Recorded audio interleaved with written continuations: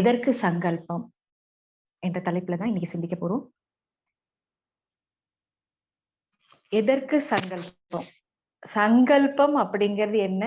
அது எதுக்காக? சங்கல்பத்தை பத்தியே நம்ம பேச போறதில்ல. ஆனா எதுக்காக இந்த சங்கல்பம் அப்படிங்கிறது தான் நம்ம இன்னைக்கு பார்க்க போறோம்.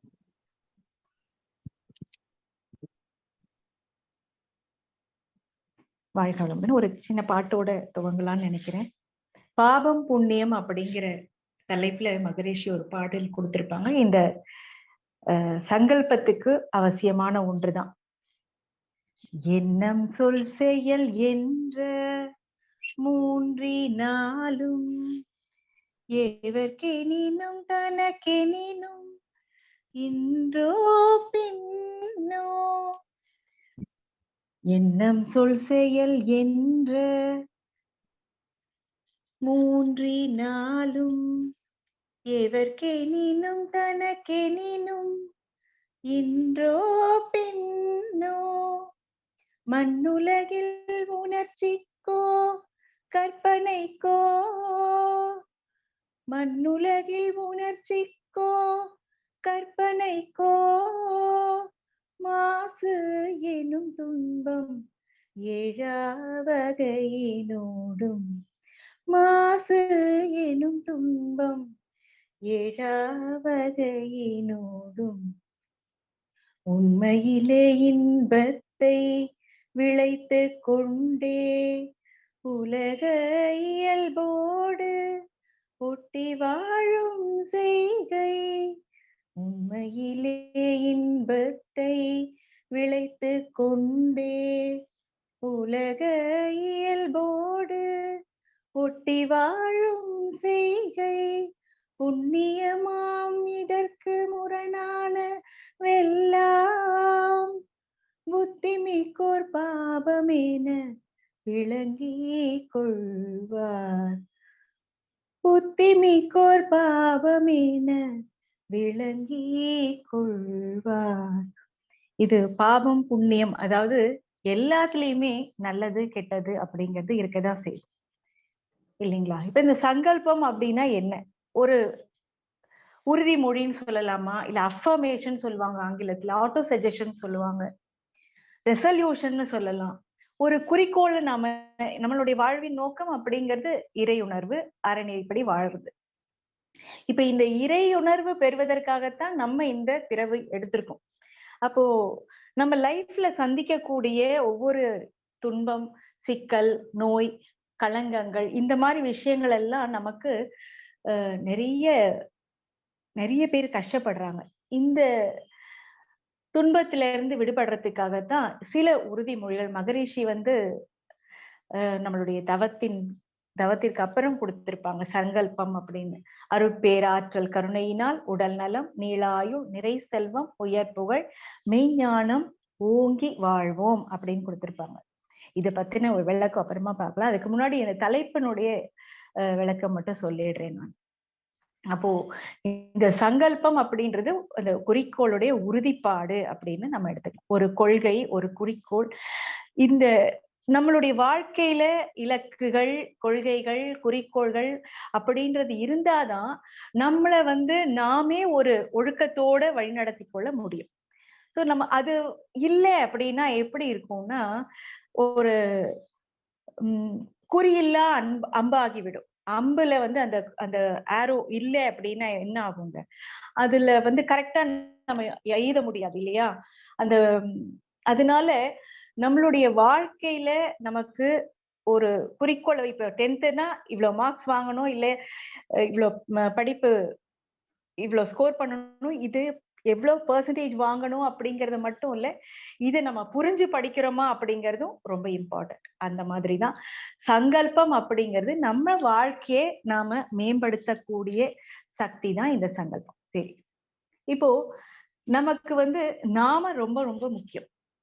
ஏன்னா நாம இருந்தாதான், சுவர் இருந்தால்தான் சித்திரம் எழுத முடியும், சித்திரம் வரைய முடியும்னு சொல்லுவாங்க. அப்போ நம்மளுடைய பலவீனங்களை எல்லாம் பலமா ஆக்கிட்டோம் அப்படின்னா நம்மளுடைய இலக்குகளையோ இல்ல குறிக்கோள்களையோ கொள்கைகளையோ நாம விரைவில் நாம எய்த முடியும். சரி, இப்ப இந்த சங்கல்பம் அப்படின்றத பார்ப்போம். அருட்பேராற்றல் கருணையினால் உடல் நலம், நீளாயுள், நிறை செல்வம், உயர் புகழ், மெய்ஞானம் ஓங்கி வாழ்வோம். சௌமித்திரன் ஐயா வந்து ஒரு இத பத்தி நான் பார்க்கும்போது யூடியூப் சேனல்ல இருந்தது. உடல் நலம் அப்படிங்கிறது என்ன? உடல் நலம் வந்து சூரியனுக்கும் சந்திரனுக்கும் தொடர்புடையது. சூரியன் எலும்போடு தொடர்புடையது, சந்திரன் ரத்தத்தோடு தொடர்புடையது. நீள ஆயுள் அப்படிங்கிறது எந்தெந்த கிரகத்தோட தொடர்புடையது? சனிதான் ஆயுள்காரகன். அப்போ நீள ஆயுள் அப்படிங்கிறது சனியோட தொடர்புடையது. நிறை செல்வம் அப்படிங்கிறது செவ்வாயில இந்த நிறை செல்வத்தை கொடுக்கக்கூடிய சுக்கிரன் நிறை செல்வத்தை கொடுக்கக்கூடியது. ராகு, புதன், இது 4மே வந்து நம்மளுடைய உடல். செவ்வாய் அப்படிங்கிறது மஜ்ஜையோட, சுக்கிலத்தோட, ராகு வந்து நம்மளோட ஓஜஸ் சுத்த சக்தி, அப்புறம் புதன் தோளோட தொடர்புடையது. இது எல்லாமே வந்து நமக்கு நிறை செல்வத்தை கொடுக்கக்கூடியது. உயர் புகழ் அப்படிங்கிறது குரு. குரு மூலமா தான் நமக்கு இந்த உயர் புகழ் அப்படிங்கிறது என்ன? ஆக்சுவலா நம்ம ஒருத்தருக்கு உதவி செஞ்சு அந்த உதவியால பிறர் நலன் கிடைச்சதுக்கு அப்புறம் அவங்க மனசால வாழ்த்துறாங்க இல்ல, அந்த வாழ்த்தலை நமக்கு கிடைக்கிறது தான் உண்மையான உயர் புகழ் அப்படின்னு சொல்லுவாங்க மகரிஷி. அப்போ மத்தவங்க பிறர் துன்பத்தை போக்கி வாழ்வது, பிறருக்கு உதவி செய்து வாழ்வது, நம்ம மனதை இதமாக நடத்தக்கூடிய அளவுல இந்த உயர் புகழ் அப்படிங்கிறது இது எல்லாமே ஈட்டி கொண்டு வரும். மெய்ஞானம் அப்படிங்கிறது என்ன? அதுதான் வந்து பற்றற்ற வாழ்வு. அப்ப இந்த மெய்ஞானம் வந்து உறவிலே கண்ட உண்மை நிலை தெளிவே துறவு அப்படிங்கிறது. பற்றற்ற வாழ்வு எதுலையுமே அந்த எல்லாத்தையும் இறைவனா பார்க்கக்கூடியது. அதுல வந்து முழுமையான அன்பு மட்டும்தான் இருக்கும். அதுல வந்து எதிர்பார்ப்பு இருக்காது. அப்போ இது கேது வந்து மெய்ஞானத்தோட தொடர்புடையது. அப்போ இதுதான் ஞானத்தை கொடுக்கக்கூடியது. பற்றற்று இருப்பது, தன்னை உணர்வது. அப்போ இந்த மெய்ஞானம் அப்படின்னு தன்னை உணர்வது, தன்னை அறிதல். அப்ப இது வந்து ஒரு மினி பஞ்சபூத நவகிரக தவம் அப்படின்னு சொல்லுவாங்க. அப்போ நம்ம தவம் செய்யும் போதே இந்த சங்கல்பம் அருட்பேராற்றல், ஏன்னா இந்த எழுத்தை வந்து கூட்டியோ குறைக்கவோ கூடாதுன்னு மகரிஷி வந்து சொல்லியிருப்பாங்க. அருட்பேராற்றல் கருணையினால் உடல் நலம், நீளாயுள், நிறை செல்வம், உயர் புகழ், மெய்ஞானம் ஓங்கி வாழ்வோம் அப்படின்னு சொல்றோம். அப்ப ஏன்னா அந்த எழுத்து, அந்த உச்சாரணத்துக்கு ஒரு வைப்ரேஷன் உண்டு. அப்போ இந்த வைப்ரேஷனை நாம முழுமையாக ஒரு மினி பஞ்சபூத நவகிரக தவத்தையே நம்ம பண்ணிடுறோமா? இதுதான் பேராசிரியர் சௌமித்திரன் ஐயா சொல்லியிருப்பாங்க. அப்ப இது வந்து இதன் மூலமா நம்ம இத்தனை கோள்களோட தொடர்பு படுத்தி நம்ம பஞ்சபூதங்கள் நம்ம உடம்புக்குள்ளே இருக்கிற நிலம், நீர், நெருப்பு, காற்று, வீண். நிலம் அப்படிங்கிறது நம்மளுடைய எலும்பும் சதையும். நீர் அப்படிங்கிறது ரத்த ஓட்டம். வெப்ப ஓட்டமா இருக்கிறது நெருப்பு. காற்று மூச்சு காற்றாக இருக்கிறது. அப்புறம் நிலம், நீர், நெருப்பு, காற்று, வீண் தான் நமக்கு உயிரோட்டமாக இருக்கக்கூடியது. சோ இது நேச்சுரலா நம்மளுடைய பஞ்சபூதங்களோடையும் கோள்களோடையும் நம்ம தொடர்பு படுத்தி நம்ம இந்த சங்கல்பம் அப்படிங்கிறது சொல்லும் போதே நம்ம மன அலைச்சூழல் குறைச்சி இந்த வாழ்த்து. ஏன் தவத்துல வந்து எதுவுமே நினைக்க கூடாது. தவத்துல ஆகினேன்னா பூர்வ மத்தியில மட்டும்தான் நினைக்கணும். அங்க மட்டும்தான் போக்கஸ் வரணும். ஆனா நமக்கு ஆரம்ப காலத்துல நமக்கு மைண்ட் டைவர்ட் ஆகும், எங்கேயோ எண்ணம் போகும். ஆனா அந்த எண்ணத்தெல்லாம் வந்து போகட்டும்னு அப்படியே அதை வாட்ச் பண்ணிட்டு நம்மள அதை வந்து அது பின்னாடி போயிடக்கூடாது. நான் இங்க கவனிக்கிறேன், ஆகினையில கவனிக்கிறேன், துரியத்துல கவனிக்கிறேன், இல்ல சாந்தியில கவனிக்கிறேன். இப்படி நம்மளுடைய போக்கஸை இங்க கொண்டு வந்து நிலை நிறுத்தி கொண்டு வரும்போது இந்த சங்கல்பம் அடுத்தது வாழ்த்து வரிசை நம்ம சொல்லும் போது அதற்கு பலன் அதிகமாக இருக்கும். இதுதான் நம்ம வந்து சங்கல்பமா நம்ம சொல்றோம். சங்கல்பத்துல இதெல்லாம் எப்படி சாத்தியம்? இந்த நார்மலா வந்து இப்ப நம்ம தவத்துல சொல்லக்கூடிய சங்கல்பம் இது. ஆனா இது எல்லா நேரமும் நம்ம சொல்லிக்கிட்டு இருக்கிறோமா? இருக்காது. நம்மளுடைய இயல்பான வாழ்க்கையில சூழ்நிலைக்கு ஏற்றாற் போல நாம வந்து நம்மளுடைய வாழ்க்கையை நம்ம நடத்திக்கிட்டு இருக்கோம். அப்ப அந்தந்த சிச்சுவேஷனுக்கு நம்ம ரியாக்ட் பண்றோம். இப்போ ஒருத்தவங்க கோபமா பேசினாங்கன்னா பதிலுக்கு எதிர்த்து பேசிட்டோம் அப்படின்னா நம்ம அந்த அந்த இடத்துல நம்ம உணர்ச்சி வயப்பட்ட நிலையில ஆயிடும். ஒருத்தர் தூங்குறாங்க இல்ல சோம்பேறித்தனமா இருக்காங்கன்னா அவங்கள பார்த்தாலே நம்மளும் வேலை செய்ய முடியாத அளவுக்கு நம்மளும் சோம்பேறி ஆயிடும். இப்போ ஒருத்தவங்க உற்சாகமா வேலை செஞ்சுட்டு இருக்காங்கன்னா, அவங்கள பார்த்து நாமளும் சுறுசுறுப்பா நம்ம செய்யணும். நம்மளும் ஏதாவது பண்ணணும். வீட்ட கிளீன் பண்ணணும். அவங்க பாரு இந்த வயசுக்கும் இவ்ளோ சுறுசுறுப்பா இருக்காங்களே! நாமளும் ஆக்டிவா இருக்கணும் அப்படின்னு நமக்கு தோணும். ஸோ இந்த மாதிரி விஷயங்கள்ல நமக்கு வந்து நமக்கு நாமே ஊக்கப்படுத்திக்கணுமே தவிர, எப்பவுமே நம்ம நாமே தாழ்த்திக்க கூடாது. தாழ்த்திக்க கூடாது அப்படின்னா, இதுல வந்து உயர்வு தாழ்வு மனப்பான்மைக்காக நான் சொல்ல வரல. நம்மள வந்து முன்னேற்றக்கூடிய மேம்பட்ட நிலையில நாம இருக்கணும் அப்படிங்கிறது நாம இங்க அண்டர்ஸ்டாண்ட் பண்ணிக்கணும். அவ்வளவுதான். இப்ப வெளிச்சத்துல ஒரு பொருளை நம்ம எப்படி பொருளை தெளிவா பார்த்து எடுக்கிறோமோ, முறையாக அடுக்கி வச்ச பொருட்கள்ல கரெக்ட்டா இந்த இடத்துல இவங்க எங்க உப்பு டப்பா, உடைச்ச கடலை டப்பா, இந்த மாரி கடுகு டப்பா, இந்த மாரி எல்லாத்தையும் நம்ம போட்டு வச்சிருக்கோம்னா, அந்த ஆர்டர்ல வச்சிருக்கோம்னா, இப்ப உடனே கடுகு வேணும்னா, கரெக்ட்டா அந்த கடுகு இந்த 3வது இதுல இருக்கு அப்படின்னு உடனே நம்ம எடுக்கிறோம் அப்படின்னா, அந்த தெளிவு, அந்த முறையா அடுக்கி வச்சதுனால 3வது இதுல இப்ப யாராவது ஒருத்தவங்க திடீர்னு கிச்சனுக்குள்ள வந்தா கூட, "இங்க இருக்கு பாரு உடைச்ச கடலை டப்பா, இங்க இருக்கு பாரு" அப்படின்றது கரெக்ட்டா நம்ம சொல்லும்போதே அவங்க கரெக்ட்டா எடுத்துருவாங்க. அந்த மாதிரி ஒரு முறையாக அடுக்கி வைத்த பொருட்களில் தேவையான ஒண்ண நாம விரைவில் உடனே அந்த குறிப்போடு எடுத்துக் கொள்வது மாதிரி, மனிதன் எளிதாகவும், செம்மையாகவும் வாழணும் அப்படின்னா, அதுக்கு இந்த ஞானம், சங்கல்பம் இதெல்லாம் கண்டிப்பாக தேவை. ஒரு செயல் செஞ்சா அதுக்கு விளைவு இருக்கு. இந்த நல்ல செயல் தனக்கும் பிறருக்கும் நன்மை செய்யுமெனில் அதுதான் ஒழுக்கமான அறச்செயல். இதுதான் மகரிஷி வந்து விளைவறிந்த விழிப்புணர்வோட செயல்படுறதுக்கு நமக்கு தவ பயிற்சி கொடுத்திருக்காங்க. கூடவே அகத்தாய்வு பயிற்சியும் கொடுத்திருக்காங்க. ஏன் தவத்தோட விட்டுறலாமே? அகத்தாய்வு எதுக்காக கொடுத்தாங்க? தவத்துல நம்மளுடைய கருமையத்துல இருக்கக்கூடிய அத்தனை பதிவுகளும் எழுச்சி பெறும். தேவையில்லாததெல்லாம் போய்க்கிட்டே இருக்கும். அந்த எண்ணத்தின் பின்னாடி நாமளும் போயிட்டோம் அப்படின்னா அவ்வளவுதான். சோ அத ஃபில்டர் பண்ணணும். நமக்கு என்ன தேவை? நமக்கு எதுக்காக வந்திருக்கோம்? இது தேவை, இது தேவையில்ல அப்படின்னு ஃபில்டர் பண்றதுக்கு நமக்கு ஒரு விழிப்புணர்வு தேவை. இப்ப நம்ம ரோட்ல நடந்துகிட்டே போறோம். திடீர்னு ஒருத்தவங்க எதிர்க்க வராங்க. நாம ஏதோ ஒரு கவனத்துல போறோம் அப்படின்னா, அவங்க அவங்க பார்த்து ஸ்மைல் பண்ணியிருக்கலாம். நாம பார்க்காமலும் கூட இருக்கலாம். ஆனா அந்த இடத்துல நமக்கு விழிப்புணர்வு இல்ல. இதே நம்ம விழிப்புணர்வோட நம்ம இப்ப போனோம் அப்படின்னா, சுத்தி முத்தி என்ன நடக்குதுன்ற ஒரு கான்ஷியஸோட இருப்போம். கீழ ஒரு பாம்பு போனா கூட நமக்கு அந்த விழிப்புணர்வு நமக்கு அலர்ட்னஸ் குடுத்துக்கிட்டே இருக்கும். இங்க கீழ பார்த்து நட, இங்க சைட்ல பாரு, இங்க பின்னாடி பாரு, இங்க கீழ குட்டை இருக்கு, கீழ வந்து ஒரு ஸ்பீட் பிரேக்கர் வருது, பார்த்து நட அப்படின்னு நமக்கு விழிப்புணர்வு உள்ளுக்க இருந்து நமக்கு கைட் பண்ணிக்கிட்டே இருக்கும். அதுக்காகத்தான் இந்த தற்சோதனையும் சேர்ந்து பண்றோம். நம்ம கரெக்டா கைட் பண்றதுக்கு தேவையில்லாததை ஃபில்டர் பண்றதுக்கு தான் அகத்தாய்வு பயிற்சி. அப்போ நமக்கு எது தேவை, எது தேவையில்லை அப்படிங்கிற கான்சியஸ்னஸ் நமக்கு வந்து இந்த சங்கல்பத்தின் மூலமாக நமக்கு கொடுக்கும். சரி. இந்த சங்கல்பம் அப்படிங்கிறது நம்ம ஜெனரலா டெய்லி அஃபர்மேஷனா நம்ம காலையில எழுந்த உடனே என்னெல்லாம் சொல்லலாம்? எப்படி நம்ம டெய்லி ரொட்டீன துவங்கலாம் அப்படின்னா, இந்த நாள் எனக்கு இன்னைக்கு மகிழ்ச்சிகரமா இருக்க போகுது அப்படின்ற ஒரு எண்ணத்தோட எழுந்திரிக்கணும். அதே மாதிரி தூங்கும்போது நன்றி உணர்வோட தூங்கணும். காலையில ஒவ்வொரு ஒவ்வொரு விஷயத்துக்கும் நம்ம நன்றி சொல்லி, கடவுள் இந்த நாள் எனக்கு பரிசாக குடுத்திருக்காங்க. கடவுளுக்கு நன்றி. அப்படி இந்த உணவ குடுத்திருக்காங்க. கடவுளுக்கு நன்றி அப்படின்னு நம்ம ஒவ்வொரு விஷயத்துக்கும் நாம சொல்லும்போது, அந்த எனர்ஜி வந்து நமக்குள்ள அந்த இறை சக்தியை தூண்டி விட்டுக்கிட்டே இருக்கும். அப்ப தூண்டி விடும்போது அந்த நம்மள சுத்தி இறை சக்தி தான் இருக்கு. அதாவது காந்தம் தான் இருக்கு. நமக்குள்ளயும் அறிவா இருக்கு. வெளியவும் அறிவா தான் இருக்கு. அது காந்தமா இருக்கு. நமக்குள்ள என்ன கருமையத்துல இருக்கு அப்படிங்கிறது நமக்கு தெரியாது. ஆனா துன்பம்னு ஒண்ணு வரும்போதுதான் நம்ம வந்து என்ன பண்றோம்? நமக்கு ஏன் இந்த துன்பம் வருது? இப்ப நம்ம மனவளக்கலைஞரா யோசிக்கிறோம். இப்ப நம்ம ஒரு ஆர்டினரி பெர்சனா இருக்கும்போது, "எ அப்புறம் எப்படிடா இருக்க?" அப்படின்னு யாராவது கேட்டாங்கன்னா, "என்னத்த வாழ்க்கை போ" அப்படின்ட்டு ஒரு ஒரு சலிப்போட சொல்லுவோம். இந்த டெய்லி ஒரு சுகரு, பிரஷரு இந்த மாரி லைஃப் ஸ்டைல் ஓடிக்கிட்டு இருக்கு அப்படின்னு ஒரு சலிப்பு இருக்கும். இப்ப நம்ம மனவள கலைஞர்கள யாரையாவது பார்த்து கேட்டா, "எப்படி இருக்கீங்க?" "நான் ரொம்ப ஹேப்பியா இருக்கேன். நான் ரொம்ப ஹெல்த்தியா இருக்கேன். எது வந்தாலும் என்னால ஃபேஸ் பண்ண முடியுது. ஓவர் கம் பண்ணி வர முடியுது.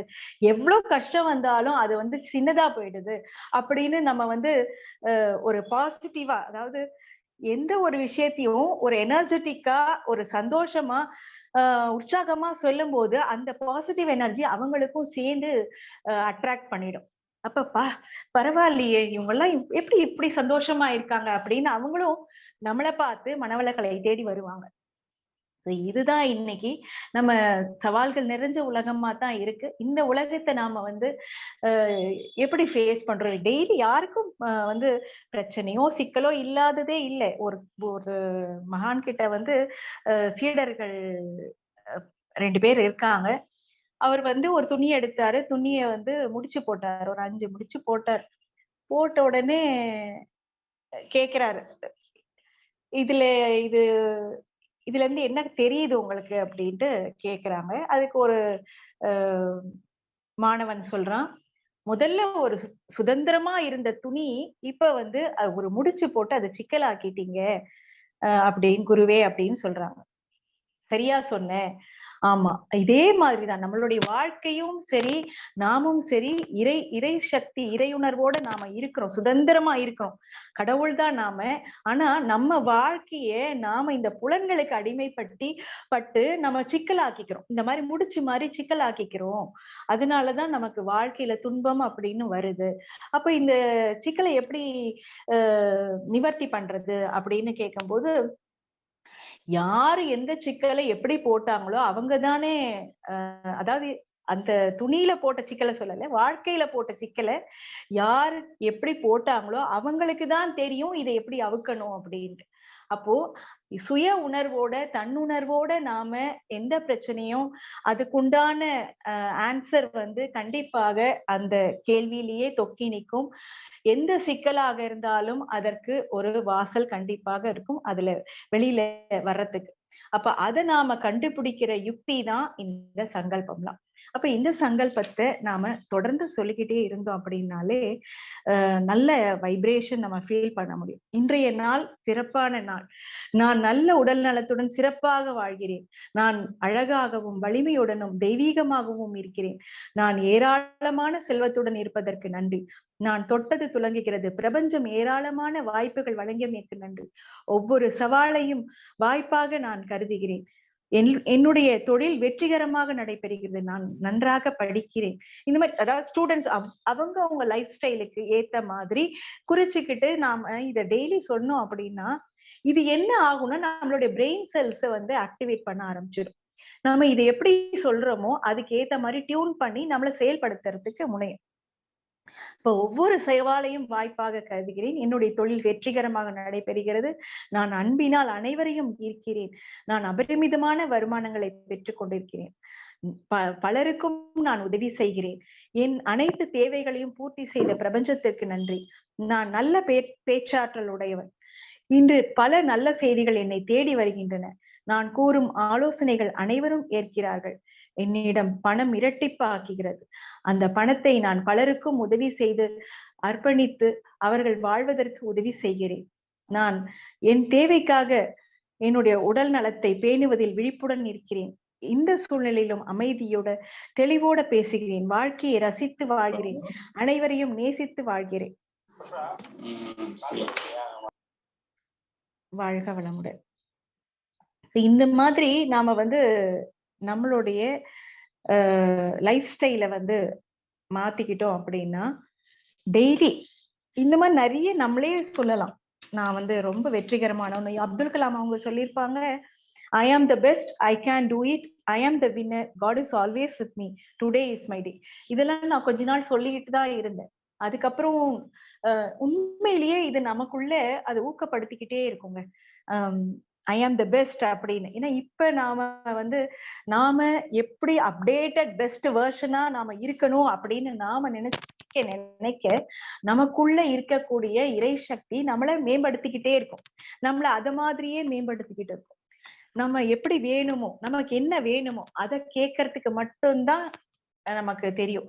தேவையில்லாததெல்லாம் கேட்க மாட்டோம். எனக்கு வந்து என்ன தேவை? என்னுடைய கணவரும், என் குழந்தைகளும், நானும் ஆரோக்கியமா இருக்கணும். வாழும் நாட்கள் வரைக்கும் நாங்க சந்தோஷமா, இணக்கத்தோட, ஒத்துமையா இருக்கணும்.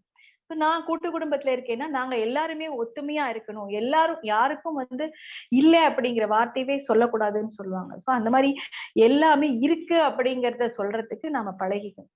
மகரிஷி சொல்லுவாங்களே, ஏதோ யாரோ ஒருத்தவங்க கேட்டாங்க, மாம்பழம் இருக்கா அப்படின்னா, என்கிட்ட ஆப்பிள் இருக்கு அப்படின்னா. ஸோ இல்ல அப்படிங்கறது சொல்றதுக்கு பதிலாக ஆப்பிள் இருக்கு அப்படின்னு மகரிஷி சொன்னாங்க. ஸோ மேபி இந்த பழம் மாதிரி எல்லா விஷயத்தையும் நாம வந்து நம்மகிட்ட என்ன இருக்கோ அதை மத்தவங்களுக்கு கொடுத்து உதவலாம். அறிவு இருக்கா, அறிவால நம்ம அவங்களுக்கு எப்படி உதவி செய்யலாம் அப்படின்னு. பொருள் இருக்கா, பொருளால அவங்களுக்கு எப்படி உதவி செய்யலாம். பணம் இருக்கா, பணத்தால எப்படி உதவி செய்யலாம்.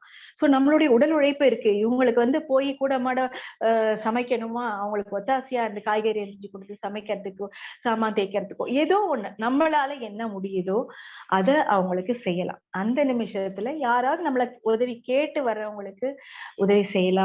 உதவி கேட்கறதுக்கு சங்கடப்படுறவங்களுக்கு அவங்க குறிப்பறிஞ்சு நாம அவங்களே கேட்காதபடி நாமளே முன் வந்து உதவி செய்யலாம். இந்த மாதிரி விஷயங்கள் எல்லாம் இந்த சங்கல்பத்தின் மூலமாக உடல் நலம் மேம்படும், உள்ளத்தின் நலமும் மேம்படும். இதுதான் இன்னைக்கு நம்ம தெரிஞ்சுக்க வேண்டிய விஷயம்.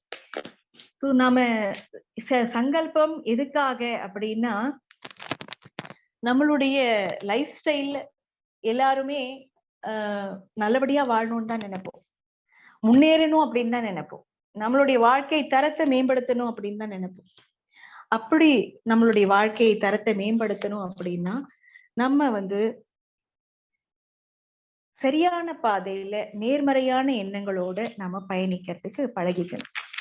மகரிஷி வந்து எதற்காக சங்கல்பம் அப்படின்னு சொல்லும் போது சொல்லியிருப்பாங்க, மனிதனுடைய பெருமையை மனிதன் உணர்ந்து மதித்து தன் தேவை, விருப்பம் இவை எல்லாத்தையுமே ஒழுங்கு செய்து வாழும் ஒரு உயர் பண்பாட்டின் மூலமே எல்லா குழப்பங்களுக்கும் சிக்கல்களுக்கும் அதை தீர்த்து உலகில் அமைதி ஏற்படுறதுக்கு வழிவகை செய்யும். இந்த சங்கல்பம் மட்டுமே போதும். மினி பஞ்சபூத நவகிரகம் நம்மளுடைய சங்கல்பம். இந்த சங்கல்பம் அப்படிங்கிறது மகரிஷி தன் வாழ்த்து அப்படின்னு சொல்லுவாங்க.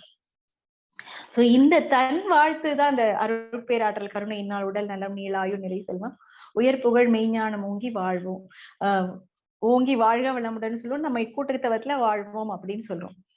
இப்ப இந்த மாதிரி வாழ்வோம் அப்படின்னும் போது நம்ம அனைவரையும் சேர்த்துதான் நம்ம வாழ்றோம் இல்லைங்களா? அப்போ இந்த மாதிரி நம்ம வாழ்த்தும் போது நம்மளுடைய தவ பலன் வந்து மற்றவங்களுக்குமே ஊடுருவும். ஏன்னா இதுதான் அலை இயக்க தத்துவம். மோதுதல், பிரதிபலித்தல், சிதறுதல், ஊடுருவுதல், ஊடாடிக்கொண்டே இருக்கு. ஏன்னா இந்த அலை வந்து நம்ம கிட்ட முதல்ல மோதும். இப்ப கண்ணாடியை பாக்குறோம் அப்படின்னா நம்ம கிட்ட இருக்கிற அலை இயக்கம் அங்க மோதி அத பிம்பமா நமக்கு கொண்டு வருது. இப்ப இதுதான் நிஜம், அது பொய் இல்லைங்களா? அப்போ அந்த கண்ணாடியில இருக்கிறது நானா? அப்ப என்னுடைய பிம்பம் அது நான் கிடையாது. அப்போ மெய் எது அப்படிங்கிற அந்த இறை உணர்வு நம்ம புரிஞ்சுக்கிட்டோம். சுத்த வெளிதான் மூலம். அப்படி மூலம் ஒன்றே அப்படிங்கிற தத்துவம் தான் நம்ம மகரிஷி தத்துவம். அதுதான் சுத்த வெளி. சுத்த வெளிதான் அனைத்துமாக இருக்கு. அதுதான் அறிவே தெய்வமாக இருக்கு, பேரறிவாக இருக்கு. பற்றாயிருப்பு, பேராற்றல், பேரறிவு, காலம் இவ்வளம் நான்கும் ஒன்றிணைந்த பெருவழியே தெய்வமாம்னு மகரிஷி சொல்லியிருப்பாங்க. அப்ப வற்றாயிருப்பு இருக்கு, பேராற்றல் இருக்கு, பேரறிவு இருக்கு, காலம் இருக்கு. எல்லாத்துக்கும் இந்த நான்கும் ஒன்றிணைந்ததுதான் இந்த சுத்தவெளி. அப்ப இந்த சுத்தவெளின்றது இருப்பாற்றலாக இருக்கு. அப்போ ஒவ்வொரு மனிதனுக்குள்ளேயும் மட்டும் இல்ல, அந்த சுத்த வெளியில இருந்து வந்த இறைத்துகளோட தொகுப்பு, விண்ணுடைய தொகுப்பு, மூலகங்களாகி, கோள்களாகி, பஞ்சபூதங்களாகி, பஞ்சதன் மாத்திரைகளாகி, ஒவ்வொரு ஓரறிவு தாவரத்துல இருந்து ஆறறிவு மனிதன் வரைக்கும் அவங்க நினைக்கிற அவங்க உணர்ச்சிகளுக்கு ஏத்த மாதிரி ரசாயன மாற்றம் மாறிக்கொண்டே இருக்கு. அப்போ ஒரு ஃபிராக்ஷன் ஆஃப் செகண்ட் நமக்கு வந்து ஒரு நம்ம பிள்ளை வெளில போயிருக்காங்க, பத்திரமா திரும்பி வரணும் அப்படின்னு நினைச்சிட்டா தப்பிச்சோம். நம்ம உடனே பயந்துட்டோம்னு வச்சுக்கோங்க. அப்போ அந்த பய உணர்வை வந்து நாம அதை மேலோங்க செஞ்சிருவோம். அப்ப அந்த பய உணர்வு வரும்போது, இல்ல பத்திரமா வருவாங்க பிள்ளைங்க, என் மேல எனக்கு நம்பிக்கை இருக்கு, எனக்குள்ள இருக்கிற இறையாற்றல் மேல எனக்கு நம்பிக்கை இருக்கு, குருவாற்றல் மேல எனக்கு நம்பிக்கை இருக்கு, நல்லபடியா போவாங்க, நல்லபடியா திரும்பி வருவாங்க அப்படின்ற ஒரு நம்பிக்கை அப்படிங்கிறது கண்டிப்பா வரும். எப்போ நமக்கு அந்த பயம் வரும் அப்படின்னா, நம்மகிட்ட களங்கம் இருக்கு அப்படின்னா தான் அந்த பய உணர்வு வரும். சோ நம்ம இங்க ஏதாவது ஒரு தப்பு பண்ணியிருக்கோம் அப்படின்னா அந்த பய உணர்வு எழுச்சி பெறும். அப்ப நம்ம தப்பு பண்ணாம இருக்கணும்னு தான் நம்மள வாழ்க்கைய திருத்தி வாழ்க்கைய மாத்தி அமைக்கிறதுக்கு தான் நம்ம பயிற்சிகள் எல்லாம் செய்யறோம். அப்போ இப்போ பிழை ஒரு ஒரு சென்டென்ஸ் எழுதுறோம் அப்படின்னா, அ சின்ன வயசுல இருந்து ஏபிசிடி, இஎஃப்ஜிஹெச் அந்த மாரி நம்ம எழுதும்போது ஏபிசிடின்றதுக்கு பதிலா டிய விட்டுட்டு ஈன்னு எழுதணும். இல்ல அ, ஆ, இ அப்படின்னும்போது ஈய வந்து ஆ மாதிரி திருப்பி தலைகீழா போட்டு எழுதுவோம். அப்ப அந்த நேரத்திலேயே நம்ம வந்து பிழைய திருத்தி மாத்தி அமைக்கல அப்படின்னா, இப்ப இன்னைக்கு வரைக்கும் நான் வந்து ஈய வந்து தலைகீழா தான் போட்டுக்கிட்டு இருப்பேன். அப்ப ஏன் நம்ம திருத்தி மாத்தி அப்ப நம்ம சரியா எழுதணும் அப்படிங்கிறது மைண்ட்ல ரெஜிஸ்டர் ஆகணும். அதே மாதிரி தான் வாழ்க்கையில ஒரு அடுத்த பொருளுக்கு ஆசைப்படக்கூடாது. நமக்குள்ளதுல என்னவோ அத தான் நாம அனுபவிக்கிறதுக்கு பழகிக்கணும் அப்படிங்கிற அப்படிங்கிற ஒரு விஷயத்த நம்ம வந்து ஆழ பதிஞ்சுக்கணும். நம்மளுடைய அ மைண்ட்ல வந்து ரெஜிஸ்டர் பண்ணிக்கணும். ஒவ்வொரு விஷயமும் நம்ம வந்து உண்மையா இருக்கணும். நமக்கு உண்மையா இருக்கணும். நமக்கு நேர்மையா இருக்கணும். நம்மளுடைய ஆற்றல வந்து நாம புரிஞ்சுக்கணும். இறையாற்றல் நமக்குள்ள நிறைவா இருக்கு. அதுதான் நிறை செல்வம் அப்படிங்கிறது அதுதான் நிறைவா இருக்கு. எல்லாமே நிறைவா இருக்கு இந்த உலகத்துல. நம்மள நாம மதிக்க கத்துக்கணும். மத்தவங்கள நாம மதிக்க கத்துக்கணும். அதே சமயம் எந்த ஒரு ஜட பொருளாக இருந்தாலும் அதுக்குள்ளேயும் அணுக்கள் கூட்டு தான். அதுல இருந்து அலை வருது அப்படிங்கிறத புரிஞ்சுக்கணும். அதுதான் மகரிஷி வந்து எல்லாத்துக்குள்ளேயும் அணுக்கள் இருக்கு. ஒரு ஆப்பிள்னாலும் அதுவும் அணுக்கள் கூட்டு தான். ஒரு சாக் பீஸ்னாலும் அதுவும் அணுக்கள் கூட்டு தான். எந்த ஒன்று இப்ப மொபைல் ஃபோன் தான். மொபைல் ஃபோன நம்ம தூக்கி வச்சுட்டோம் அப்படின்னா, அந்த மொபைல்ல இருந்து அது நம்மள கூப்பிடும். "நீ வா, வா, வா வந்து பாரு, பாரு. இங்க பாரு உனக்கு ஒரு கால் வரும். உனக்கு ஒரு மெசேஜ் வரும். இந்த சேட்ட பாரு. இந்த யூடியூப் சேனல் பாரு. அத பார்க்க மறந்துட்டியே. இத்தன நோட்டிஃபிகேஷன் இருக்கு." அப்படின்ட்டு நம்மள வந்து அப்படியே தூண்டி விடும். அப்ப நம்ம தூண்டும்போது நம்ம என்ன பண்ணணும்? எனக்கு இப்ப இது தேவையில்ல. நான் இப்போ இந்த வேலைய பண்ணிக்கிட்டு இருக்கேன். ஸோ நம்ம கடமைகள நாம செய்யும்போது, அதை தள்ளி வைக்கிறதுக்கு, ஒத்தி வைக்கிறதுக்கும், விலக்கி வைக்கிறதுக்கும் நம்மளுடைய அறிவு விளைவறிந்த விழிப்புணர்வோட செயல்படுது. எது குடுக்குது? தவம் குடுக்குது, தற்சோதனை குடுக்குது.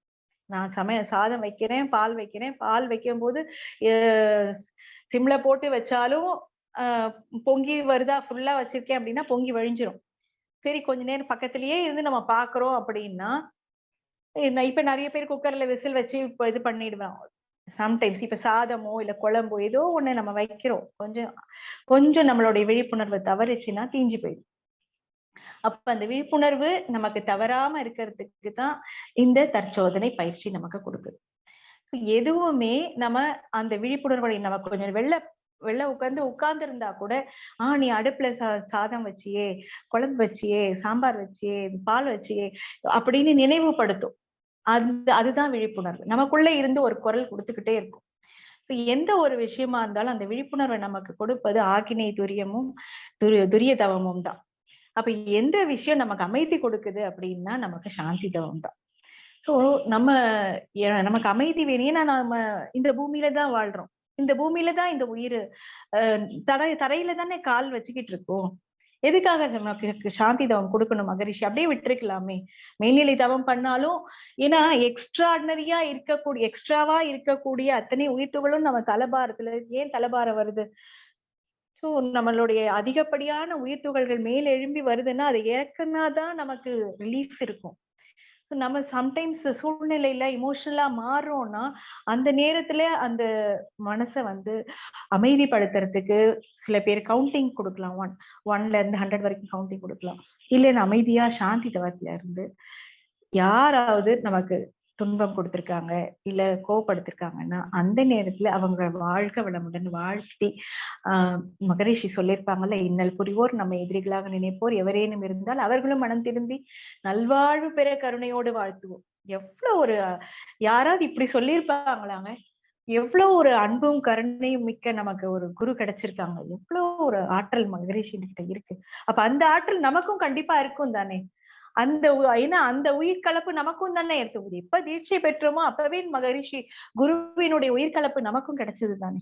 இப்ப இதை நாம உணர்ந்து இந்த சங்கல்பத்தையும் டெய்லி சொல்லி நான் இப்ப சொன்ன அந்த உறுதிமொழிகள் அவங்களுடைய லைஃப் ஸ்டைலுக்கு தகுந்த மாதிரி பாசிட்டிவா எனக்கு கோவமே வரக்கூடாது அப்படி சொல்லக்கூடாது, நான் பொறுமையா இருக்கணும் அப்படி பாசிட்டிவா சொல்லணும். அந்த மாதிரி எந்த ஒரு இல்ல அது வேண்டாம் அப்படின்ற மாதிரி இல்லாம எனக்கு இது வேணும் அப்படிங்கிறதுக்கு உண்டான பாசிட்டிவ் வேர்ட்ஸ். இப்ப எனக்கு அவங்க யாராவது ஒருத்தர் மேல சந்தேகம் வருது அப்படின்னா அவங்க மேல நம்மளுடையாலேயே போய் அவங்கள செயல்பட அவங்க சந்தேகத்துக்கு உண்டான சூழ்நிலையை வந்து அவங்க செயல்பட ஆரம்பிச்சிருவாங்க. சோ நம்ம இங்க இருந்து என்ன கிளப்புறோமோ அதுதான் அங்க ஆக்டிவேஷன். நம்ம என்ன நினைக்கிறோமோ அதுவாகவே மாறுகிறோம். நான் அப்ப என் பிள்ளையும் மேல நம்பிக்கை வைக்கணும், மத்தவங்க மேல நம்பிக்கை வைக்கணும். அது என் மேல நான் வச்சிருக்கிற நம்பிக்கை தான் மத்தவங்க மேல நான் நம்ப முடியும்.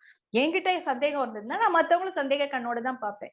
நான் இங்க ஒருத்தரை பத்தி புறம் பேசினேன் அப்படின்னா கண்டிப்பா என்ன 4 பேர் புறம் பேசதான் செய்வாங்க. இப்ப நான் நல்லவங்க 4 பேரை பத்தி நல்லது சொன்னேன்னா என்ன பத்தி 4 பேர் அவங்களும் நல்லது சொல்லுவாங்க.